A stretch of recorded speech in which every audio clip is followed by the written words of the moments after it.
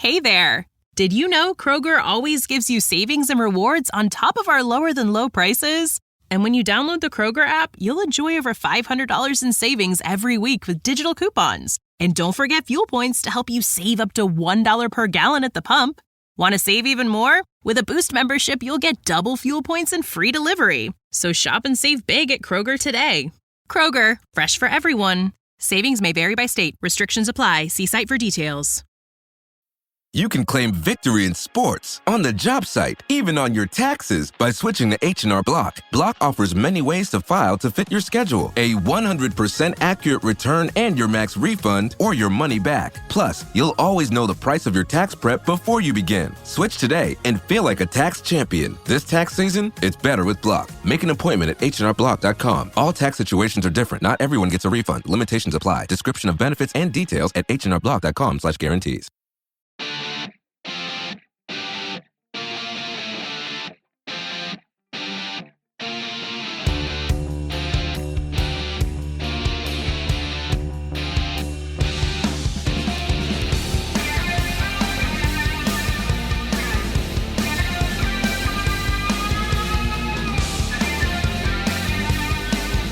Hello, everyone. Welcome back to another edition of the Skating Penguin Network Mailbag. I am Garrett Bahana.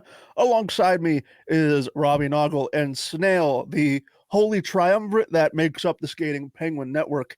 And, we have some questions, as we always do, as we record this mailbag on Monday evenings in our typical time slot here. Let's not waste any more time, and let's get into some of these questions. Loyal question asker Brian is here. Robbie, you get question number 1 this week, and we're getting our weekly food question right out of the way. Sort of coincides with the candy draft we did a couple of weeks back for Halloween. Robbie, are you a left Twix or a right Twix person? I am whatever Twix is in front of me. No, I mean, I guess I'm left-handed. In most things, at least related to sports. So I guess I have to say I would choose left Twix if they were both in front of me, but primarily it is candy. It is one of my favorite candies. So I am basically whatever Twix is laying in front of me, whatever one is going to allow me to eat it the quickest, I will choose that Twix. But if I had to choose, I guess I would say left-handed because I do basically all sports left-handed, though I do things like write and eat right-handed. Anything involving in sports, and since this is a sport-based podcast, I will say if I had to choose between the two, I will say I am left Twix. How about you guys? I think everybody has a preference in some way. Just both simultaneously. Yeah, just both. Yeah, both at the same time. Yeah. I'm left and right. I don't discriminate. Farm animal. That's fair. Yeah, don't discriminate. Just two at a time. Yeah. Double fist. I like that. I like that a lot. All right, question number 2 from Kim Larson. If each of you could choose a Penguins logo for the center of the ice, which logo would you choose? You can choose from any logos in Penguins history, or you can also choose the one with the diagonal letters across the chest. So I really like that jersey with the diagonal letters. I kind of call it like the Rangers like copycat one. That's a sharp looking jersey. But this is for the logo at did he say center ice? I think I love the RoboPen from the 90s, like the 92 to 99 or whatever. But I also do love their silly 1967, like their fat penguin with the scarf. It's just such a cool, I think they call it I've heard it called like the beer league logo. Have you heard of that one? Anyways, I don't know. I'd go RoboPen all the way. What about you guys? Do you guys have a preference on a Pens logo? Here's what I will say. I don't really have a preference. I mean, if you surveyed a bunch of millennials, they'd probably say the Robo Penguin like Snail. But when the Penguins made the switch in 2016, I think it was, when they switched their color scheme from that light shade of gold back to what they call Pittsburgh gold now. Before that, they were using a really light shade of what is known as Vegas gold, and that was basically the main color of their logo. And part of the color scheme of their uniform. When they made that switch in 2016 and went back to what everyone was familiar with, that shade of yellow that you can see even in the background of Robbie and I's green screen here, that is the Penguins logo that I love the most. I love that darker shade of yellow. The logo, the skating penguin basically is what it's called. The one that's on your hat. Yes, And exactly. Snail's hat, that logo. Yes. So that is the one that I will always pick 10 times out of 10. I mean, yeah, that's obviously a great answer. It's a solid answer. It matches the color scheme now. But if we're being honest, we want this logo. You know what? He's right. We want that logo. We want the logo behind me and Garrett on center ice just for one game. That would be the ultimate advertising. So Penguins, get on that. That's what we want. Remember a few years ago when they played outside at Philadelphia with the keystone that said PIT in the middle? I'd like that for like a run of alternate. I mean, again, it's not easy just to change the center logo in the middle of the season, obviously. But I think a keystone type logo, maybe with a big keystone with the skating penguin logo, not the network, the skating penguin that's on your guys' hats with the keystone behind it would be pretty baller as well. So, again, not a real logo, obviously, but if I had to pick one that's already in existence, it's definitely the standard one we see now. It's a classic. It matches the color scheme, and you can't go wrong with that logo. I'm sorry, you just can't go wrong with that logo. That's a good one. Robbie, I'm a little shocked at that. I thought you were going to have some sort of take with some sort of retro throwback, but... not really, it's not...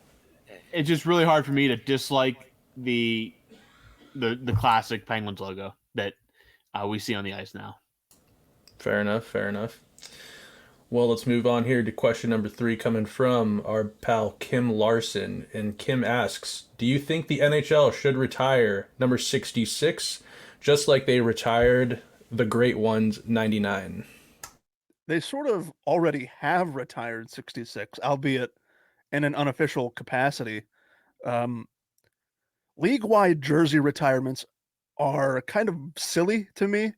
I understand, like, from Jackie Robinson's perspective, the historical significance of Robinson breaking the color barrier in Major League Baseball. So I can understand why that number is retired. But as far as league-wide retirements go, Wayne Gretzky, like statistically the greatest player of all time, and the majority of those records will never be touched ever again. But should Mario Lemieux's number be retired a la Gretzky? I don't think so. You could definitely make the argument that Lemieux is better than Gretzky, and I would wager 8 or 9 out of 10 Penguins fans would probably say Lemieux in his prime was better than Wayne Gretzky. But to retire 66 league-wide, yes, Lemieux made an impact in the NHL, and he was right up there with Gretzky in the 80s for the face of that league. But I don't know. It's weird to me. It's even weird thinking about it now that Wayne Gretzky for the Edmonton Oilers, granted he played for a couple of other teams besides the Oilers, but it's weird why his number is retired just because of, the stats that he put up. It's not like Wayne Gretzky did anything that's like sort of superseded sports like Jackie Robinson did. So I'm not for league-wide jersey retirements. Like I said at the start, it's sort of unofficially already league-wide retired. I don't think equipment managers are going to go out and give an 18-year-old who comes into the NHL number 66.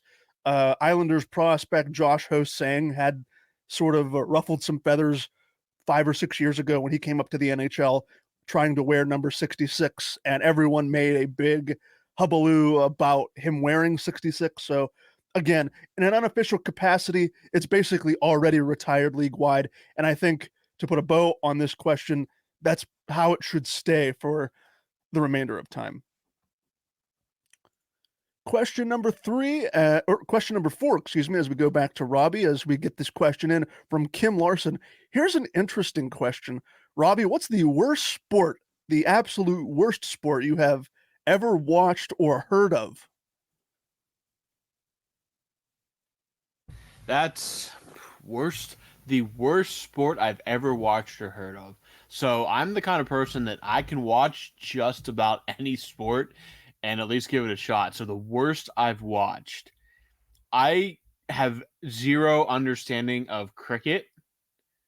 Absolutely no idea how the sport works. I've tried to learn it, and the scoring is just completely weird. Again, it is an insanely popular sport.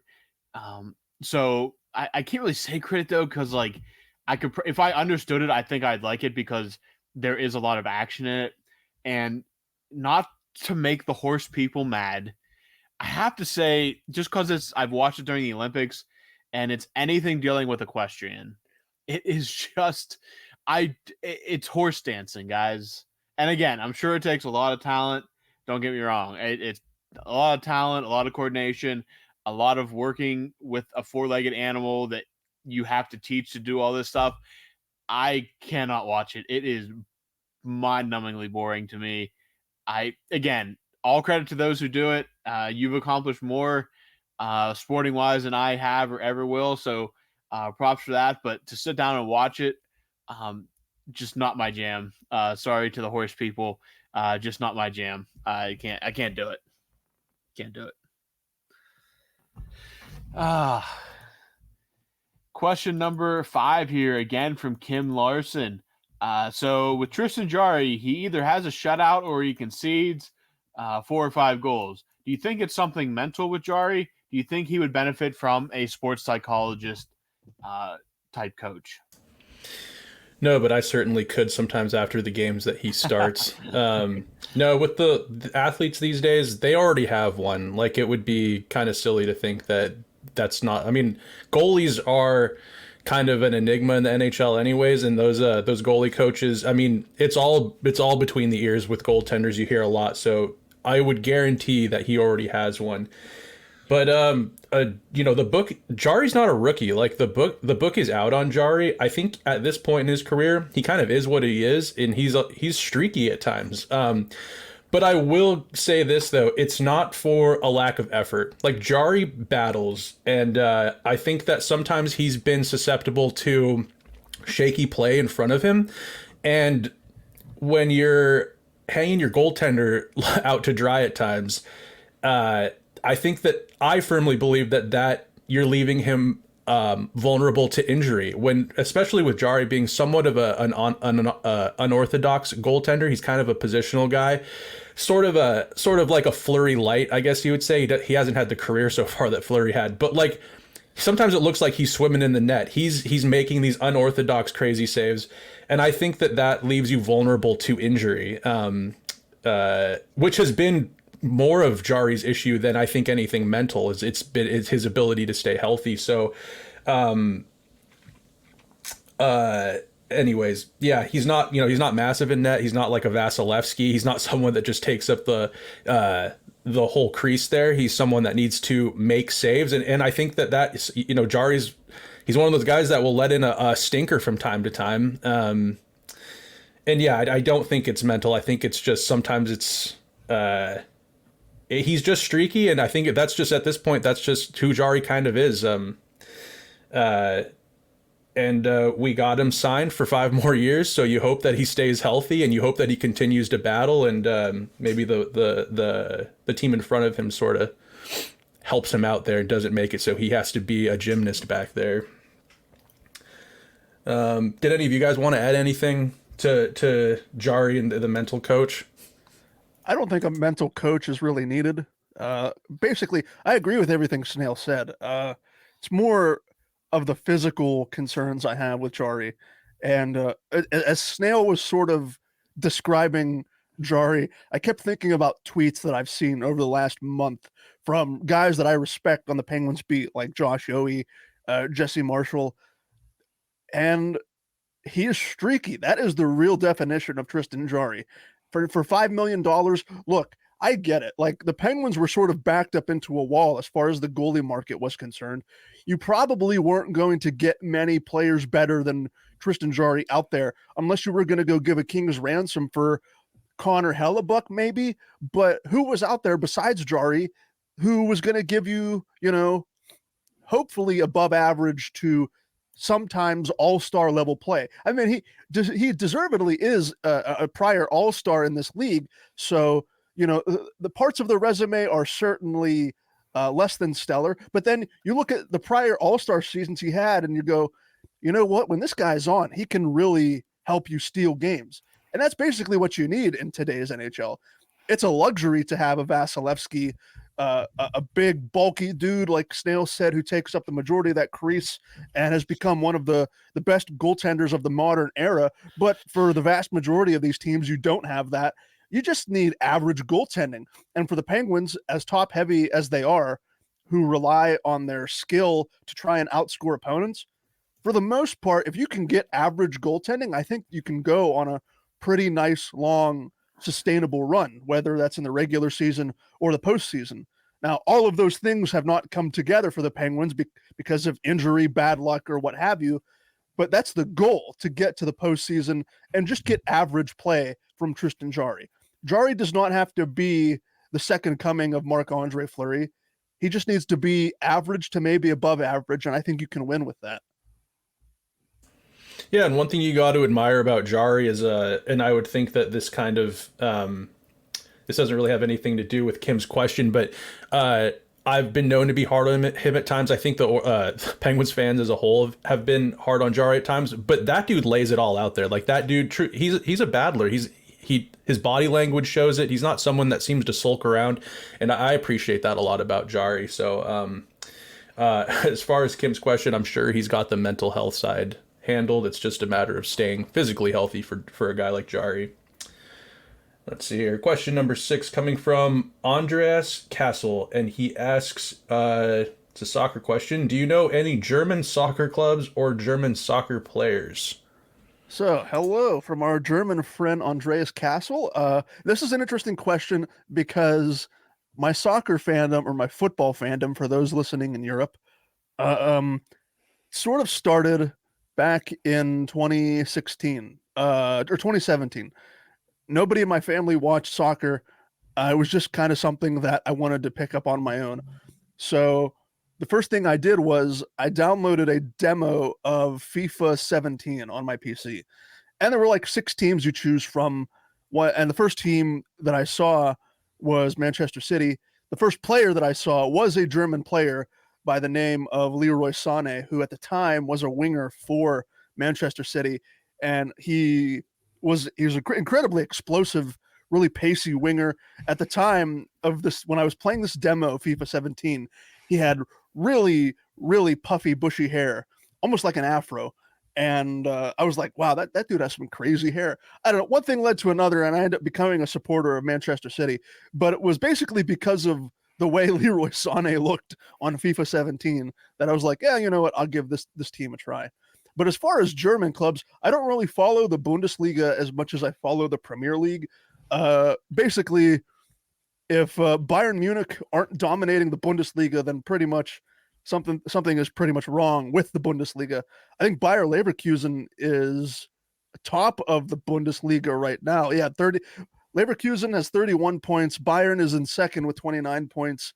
So again, I don't want to say the Bundesliga is a one-team league, but Bayern, out of everyone in that league, has the most money to spend. So if you're a Bayern fan, Andreas, I don't know if you are a Bayern fan, but if you're a Bayern Munich fan, hey, you're living the good life because they're winning the Bundesliga basically every year. They're in Champions League every single year. They're always going to have a good chance to probably win the Champions League too, as far as European competition is concerned. So it's Bayern Munich or bust as far as the Bundesliga, and I am concerned.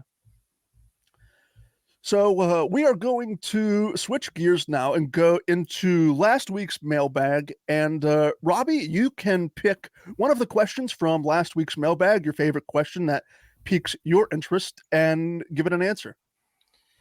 All right. So kind of going through these questions. So we had to kind of switch it up a little bit, just a little too much going on last week. So which is a good one here. Okay. This is from Kim Larson. If you could choose a job in the Penguins organization, what would it be? President, coach, assistant coach, GM, assistant GM, scout, material guy, video coach, or someone else. A lot of good options here. I'm assuming Kyle Dubas will be there. I work under Kyle Dubas. I'd like to work as an assistant GM. I'd like to work in the front office type of role, learning from a guy like Kyle Dubas how it all works in and out of on the ice and off the ice, traveling with the team, getting to go everywhere. And yeah, there's definitely a high pace, high pressure, but getting into that in the front office type role, getting into the nitty gritty of contracts and the player development and recalls and trades and drafting, I think would be a really cool place to be.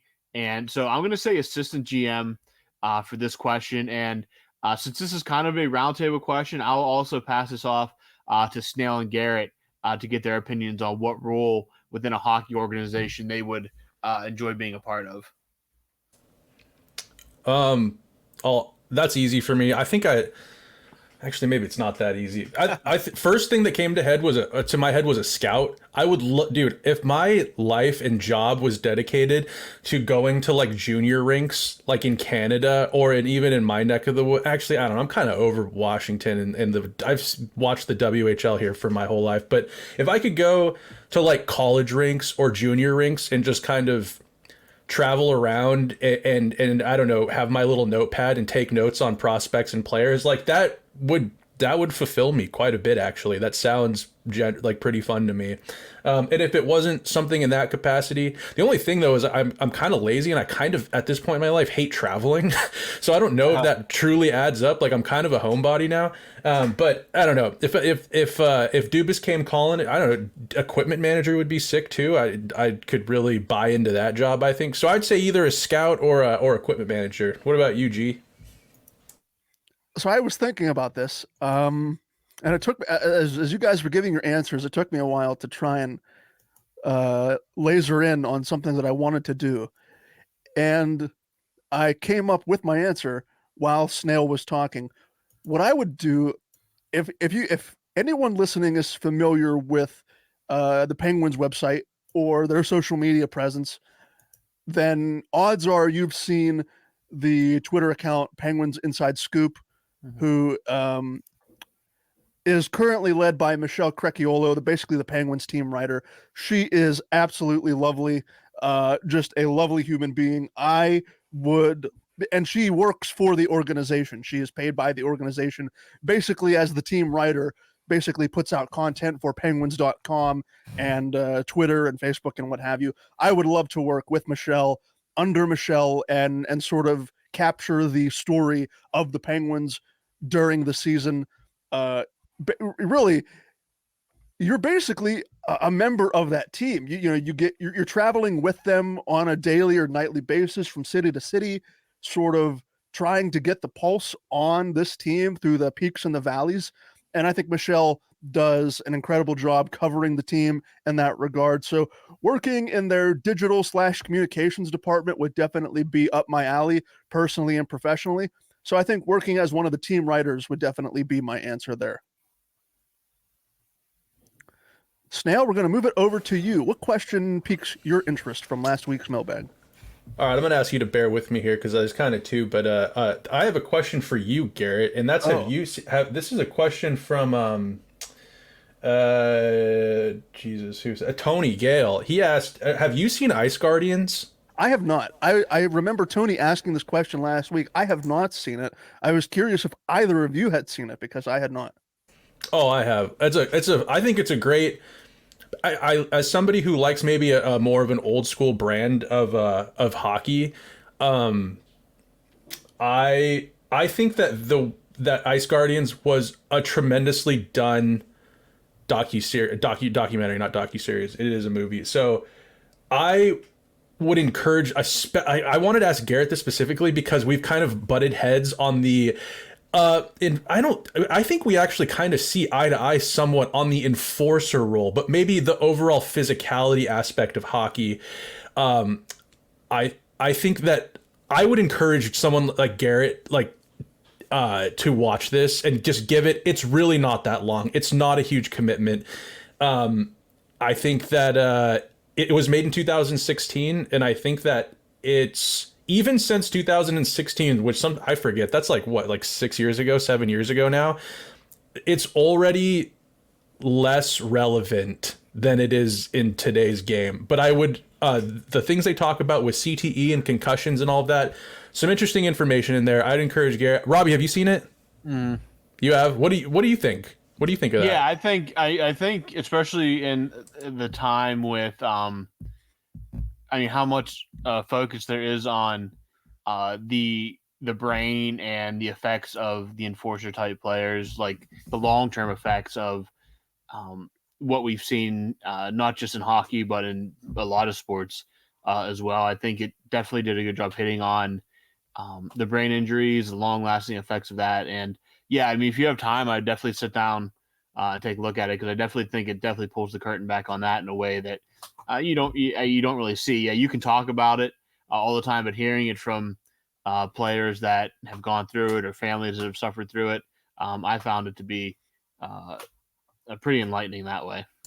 Enlightening regarding the medical side of it and what they're learning about not just the sport of hockey as a whole, but actually the role that maybe fighting does or doesn't play in these traumatic brain injuries and whatever. But also just the firsthand accounts of players like back in the day, like Kelly Chase and Brett Hull's in it. Brett Hull's a guy who didn't really fight ever. He was a skill guy. And I don't know, just hearing some of these people that took on these roles. There's a couple of players in them that graduated from Princeton, very smart guys, skilled guys, but in the NHL, they just couldn't really find a role, and they ended up having to take that role on.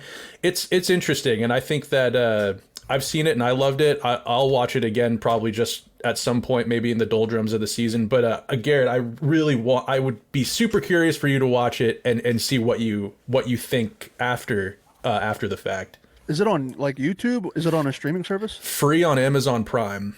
Okay. This podcast is brought to you by AT&T Fiber with All-Fi. Something tells me that the guy watching sports for 13 hours straight on Sunday, who then stays up watching the recaps of those 13 hours, then calls his friends to talk about it, is definitely going to notice that half-a-second delay. Get AT&T Fiber with All-Fi and watch sports any time of day from anywhere in your house. Live like a gigillionaire. Limited availability in select areas. Go to att.com/hypergig to check eligibility. Coverage may require extenders at additional charge. You can claim victory in sports, on the job site, even on your taxes by switching to H&R Block. Block offers many ways to file to fit your schedule. A 100% accurate return and your max refund or your money back. Plus, you'll always know the price of your tax prep before you begin. Switch today and feel like a tax champion. This tax season, it's better with Block. Make an appointment at hrblock.com. All tax situations are different. Not everyone gets a refund. Limitations apply. Description of benefits and details at hrblock.com/guarantees. Yeah, I don't have Prime myself, but my brother-in-law does, so I will definitely have to write that down and check that out. Both of you sound like you're giving endorsements to it. So, and I think Tony Gale asked this question. Yeah, so it sounds like he was in favor of the documentary as well. So I'm getting three yeses here between you two and Tony. So I'm gonna have to check this out. It's not goofy. It's very well done. It's I think before I watched it, I had the idea that this was like maybe a movie you watch before you go out and you're trying to get amped up, like you want to run through a wall. Not the case. It's got a lot of information in it. That's super good. It's not just it's not Don Cherry Hits or whatever, that old hockey movie or those series he used to put out where it's dudes just killing each other. It's not like that whatsoever. So anyways, thanks for entertaining that, Garrett. But the real question that I wanted to get to here was from I believe he's our German pal, Andreas Castle. Mm-hmm. And he asks, do you guys have something that you collect? And I figured we could, briefly roundtable this. I collect a lot of different stuff. I don't collect baseball cards or anything really, but I'm a sucker for old hockey equipment, kind of random niche equipment. I like to use 2-piece sticks still every once in a while. So, and then you can't really see behind me right now, but I got a small collection of beer signs, like tavern-esque beer signs, and I've been skateboarding for a really long time, and I have a love and affection for 90s skateboarding. So I have some reissued 90s decks on my wall and stuff like that. So anyways, I'll pass that off to you fellas now. Robbie, do you want to go first? Yeah, so one thing that I collect like playing cards. They come in, I mean, you can get basically any movie, book, video game, interest in the world, and playing cards. I do have some. Yeah, let's see what I have here right now. This one came out this year. It's actually a Lord of the Rings, the Two Towers. Kind of, yeah, it's there. You see it. It was actually a Kickstarter one. They did a fellowship last year, I believe, and I'm assuming next year. They haven't said anything for sure yet. They'll do Return of the King, but yeah, I collect basically luxury playing cards is what they're called. They come from there's websites like small little shops that do it. Bicycle, who, if you are familiar with playing cards at all, Bicycle is the big American brand that creates most of the playing cards you see. I have cards from like used cards from casinos in Vegas and stuff like that from when I was out there that have been like, they're out of circulation. They're cut up in a certain way so they know not to use them. But no, I got into the luxury playing cards probably about 10 years ago, and that's kind of what my niche is at the moment. Are you a card player? Do you like poker and whatnot? Yeah, I don't play much, but I mean, I know how to play, and I do enjoy playing. So, yeah, if I have friends to play with, I'll definitely play. I don't go to like casinos or stuff like on my own to play or anything like that. What's the most amount of money you've lost in a card game? I lost about $100 in about 5 minutes at the Monte Carlo playing blackjack in Vegas. So with that Pennsburg money, that's chump change. That was before Pennsburg, so I can't even say that was the Pennsburg money. Unfortunately, that was in 2015. That was about 2 years before, or no, about a year before I started at Pennsburg. So unfortunately, I can't say that I just threw away the Vox money there. That was unfortunately not it. I love that Snail continuously thinks that, like, jokingly, of course, but Snail thinks that we basically just Pennsburg is we're making millions off of Pennsburg revenue, page views, clicks, advertising revenue off of Pennsburg. So a percentage of the Penguins' salary cap goes to you guys, yes, doesn't it? Yeah, that would be nice. I mean, a percentage of what is it? What's the cap right now? 85, 80, 87 percentage of 87 million? No. Something like that. Yeah, I'll take a percentage of that. Yeah, you give me just 1% of that, and I'd be happy. Yeah. What do you collect, Garrett? I have. So you both gave your answers before I did. I am trying to think. I don't like readily collect anything. Don't lie either. I mean, to my right here, I have a quote unquote vinyl collection, but it's not. Okay. You know, it's not. I don't go out of my way to collect like high priced auction level vinyls. I just yeah. I just buy vinyls of the bands that I like. It's just a vessel to play the music on, right? Yeah, exactly. Why don't you rattle off a few of your vinyls you got there for us so we can get a peek into what you're spinning on the weekends? Okay, let me move my microphone here. I don't want to make any unnecessary noise. Let me see. He just doesn't want to say Playboys. Oh, please. 70s Playboys too. Yeah. Okay, let's see. The green screen here. Yeah. This is Blink-182's newest record, One More Time, that Oh, shocker, that's first. I bought this record like last August before any details. I bought this record even before I knew what any of the music was going to be on that album. Let me see what else I can pull out here. A lot of it is Blink related discography. Let me see. Angels and Airwaves, Boxcar Racer. I do have the Boxcar Racer. I do have Boxcar Racer right here. What I don't have is I don't have a lot of Angels and Airwaves vinyls because a lot of those vinyls, those albums came out at least a decade ago, and the repressings are super expensive at the moment. So I don't have a lot of Angels and Airwaves. Let me see if I can find. There's a pop punk band I really like called No Pressure. It's sort of in the vein of Blink 182. Yeah, that's what's his name's who the main guy from that, he's from another famous band, right? Yeah. What Parker Cannon, I think. Parker Cannon, that's right. Yeah. I like them too. They're a great band. So I have their vinyl. I have a couple Beatles records. What else I do have? I have a couple of John Williams Star Wars records.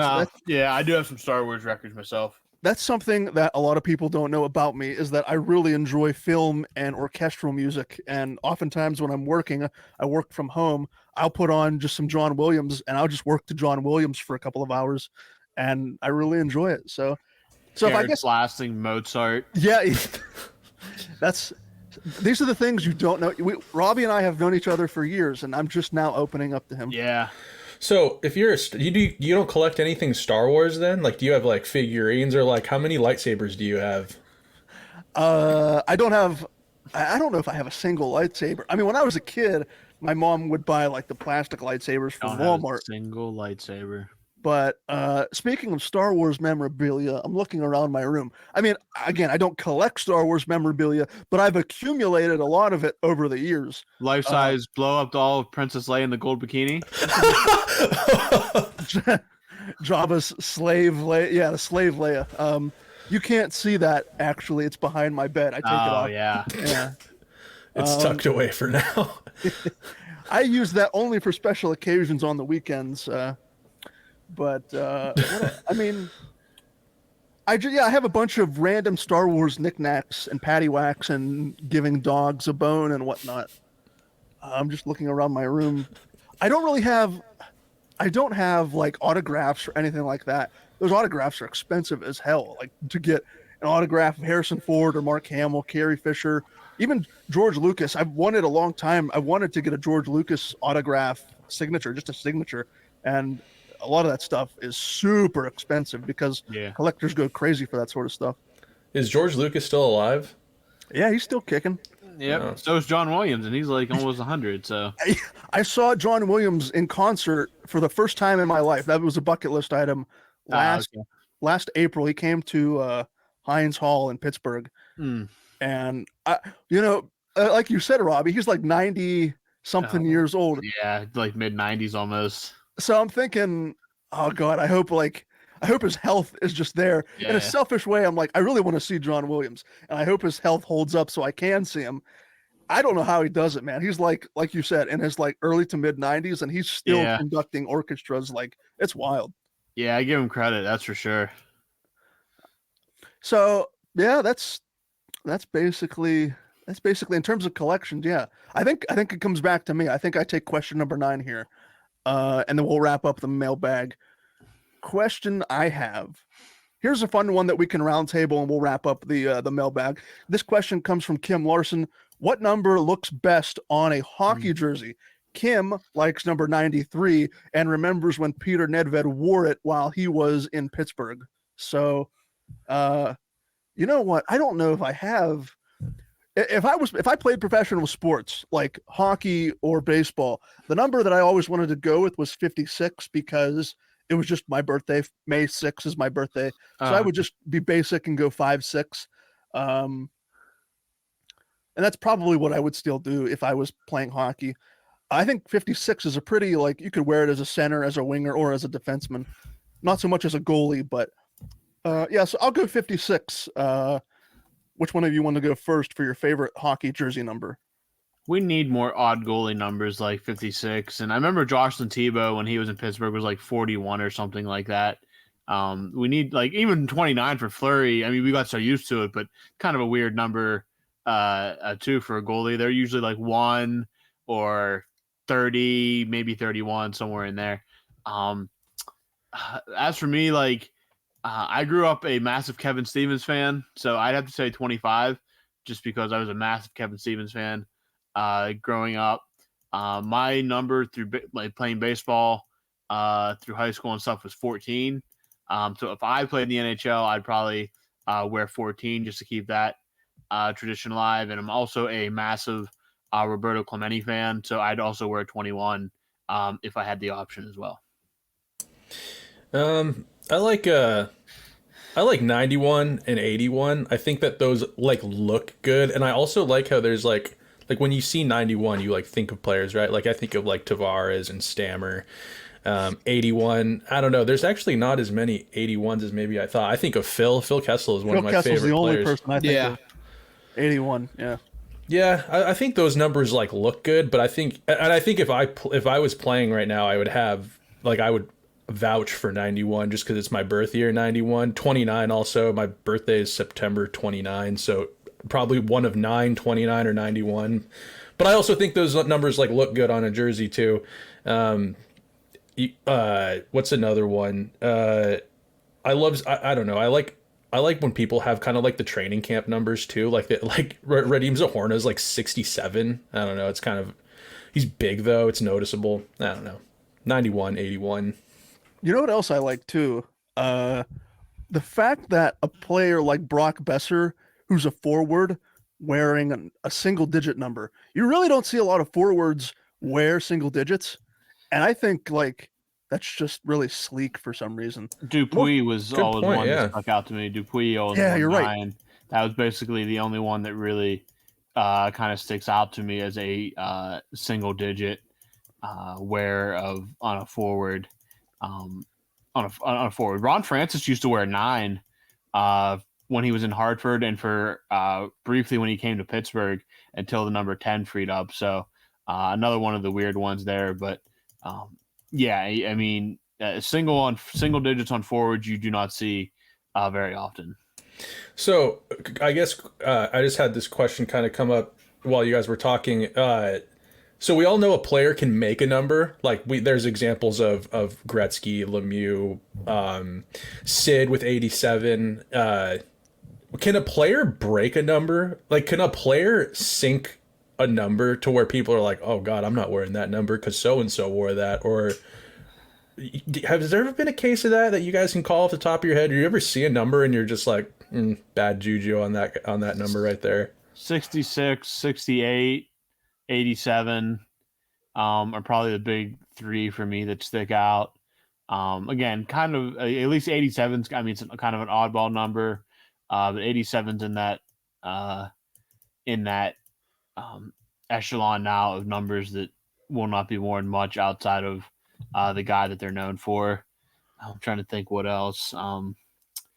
Again, 68, I've seen that worn outside of Pittsburgh, but not by many that I can remember. And obviously, hopefully not too much more here after February.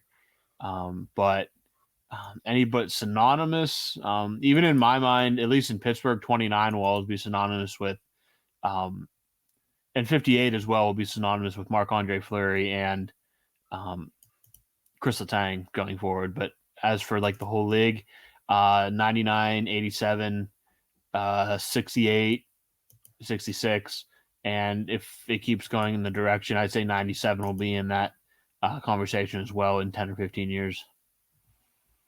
Boy, I'll tell you what, when you mentioned 97, this obviously isn't an Edmonton Oilers podcast by any stretch, but boy, how about those Oilers, man? Like, can it get any worse for Connor McDavid and everyone up there? Like, I don't think so. I think that there is trouble afoot in Edmonton, and it's been for most of Connor's career. It's never been good for a long period of time. There's been fires to put out in Edmonton since he got drafted. Every single year, there's nothing can go right for that team, and it really does.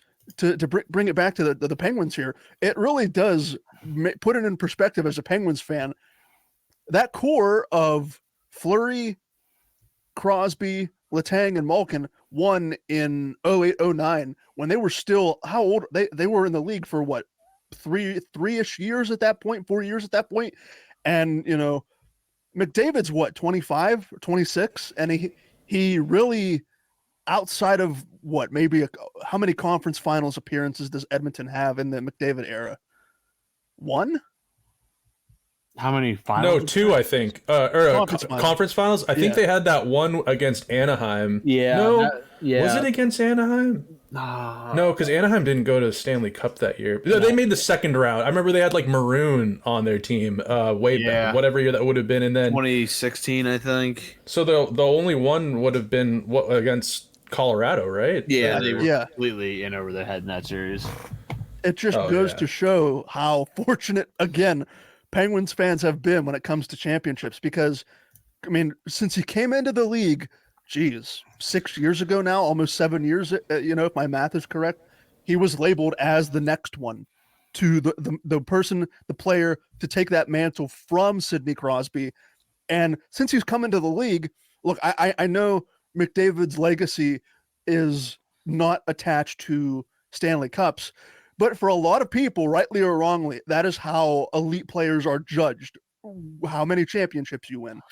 And since McDavid has come into the league, Sidney Crosby has remained atop of that perch, winning multiple championships since then, whereas McDavid has made a couple, if not just one, conference final appearance. Again, I'm not saying it's all on McDavid, because there are several issues at play. The Oilers have never had stable goaltending.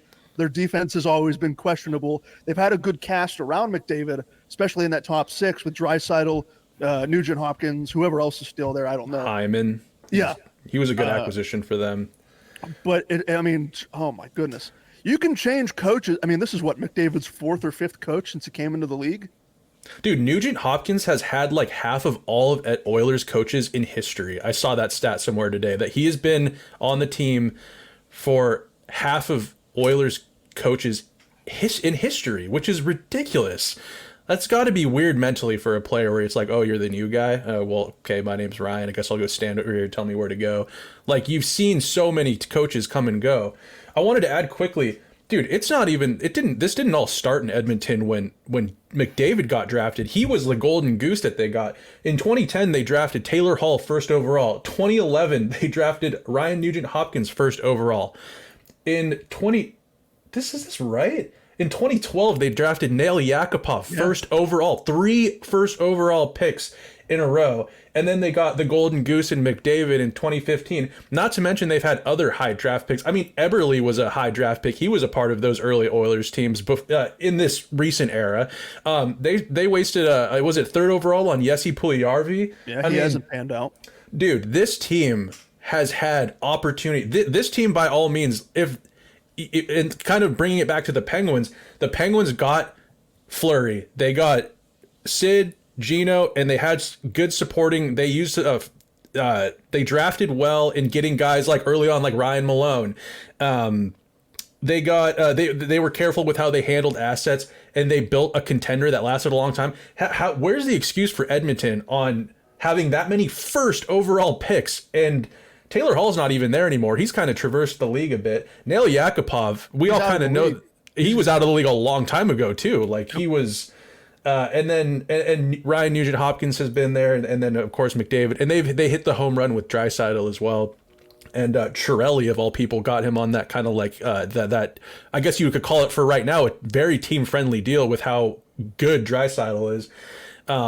Anyways, it's easy Edmonton is low hanging fruit. But like, just when you're kind of comparing it, that this is a Penguins podcast, when you're comparing how the Penguins insulated the golden goose that was Sidney Crosby and supported him and really kind of made it was kind of all about him. But again, it was like Sid kind of set the precedence with taking less money. I don't know. The Penguins just, you can really look back and be thankful for the way that the Penguins handled getting a guy like Sid and their other high draft picks. When you could look over at Edmonton and see the tire fire that's going on up in the prairies there in Alberta. I couldn't put it better myself. It's just, I thought maybe a couple of seasons ago, McDavid would have put his foot down and said, "Get me out of Edmonton." That still might be the case. It's very rare for a player like that to publicly come out and say, "I want traded out of here." especially in hockey, where a lot of that culture is like guys are, typically quiet and they're not going to create chaos for their own team or what have you. Maybe, independently, McDavid thinks, what am I still doing at Edmonton? But again, that's a conversation for another day, for another podcast. Just, again, wild to see the success the Penguins have had parallel to Connor McDavid's career up to this point. We got on that conversation talking about number 97 jersey numbers. That is just ridiculous. But all right, fellas, for Snail, for Robbie, I have been Garrett Bahana. Thank you so much for listening to another edition of the Skating Penguin Network Mailbag.